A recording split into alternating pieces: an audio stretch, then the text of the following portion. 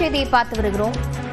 மாம்பழம் சின்னத்தை முடக்க கோரிய ராமதாஸ் தரப்பினர் தொடர்ந்த வழக்கை அவசர வழக்காக விசாரிக்க உயர்நீதிமன்றம் மறுப்பு தெரிவித்திருக்கிறது. விவரங்களுடன் செய்தியாளர் மதன் இணைந்திருக்கிறார். மதன், விவரங்கள்.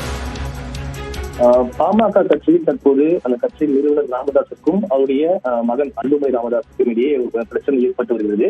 எனவே இந்த உட்கட்சி பிரச்சனை தொடர்பாக ஏற்கனவே நிலுவையில் உள்ள அந்த உரிமையல் வழக்கு முடியும் வரைக்கும் மாம்பழம் சின்னத்தை முடக்கி வைக்க வேண்டும் என்று ஏற்கனவே ராமதாஸ் தரப்பில் சென்னை சிகிச்சை நீதிமன்றத்தில் ஒரு வழக்கு தொடரப்பட்டது. ஆனால் இந்த ஒரு வழக்கானது கடந்த மாதம் தள்ளுபடி செய்யப்பட்டது. அந்த உத்தரவு எதிர்த்து ராமதாஸ் தரப்பில் உச்சநீதிமன்றத்திலும் ஒரு மேல்முறையீட்டு வழக்கு தாக்கல் செய்யப்பட்டது. அந்த வழக்கை விசாரித்த உச்சநீதிமன்றம் இது தொடர்பாக சென்னை உயர்நீதிமன்றத்தை அணுக வேண்டும் என்று கடந்த வாரம் உத்தரவு பிறப்பித்தது. இதன் பிறகு தற்போது சென்னை உயர்நீதிமன்றத்தில் பாமக நிறுவனர் ராமதாஸ் தரப்பில் மாம்பழம் சின்னத்தை முடக்க கோரிய அந்த வழக்கை விசாரணைக்கு எடுக்க வேண்டும் என்று நேற்றைய தினம் தலைமை நீதிபதி அமர்வில் முறையிடப்பட்டது. அப்போது இது தொடர்பாக மனுவாக தாக்கல் செய்யப்பட்டால் விசாரணை எடுத்துக் கொள்ளப்படும் என்று தெரிவித்தார்கள்.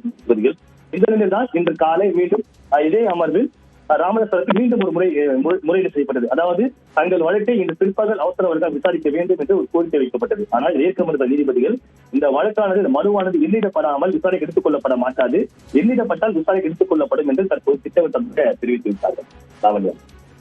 விவரங்களுக்கு நன்றி மதன்.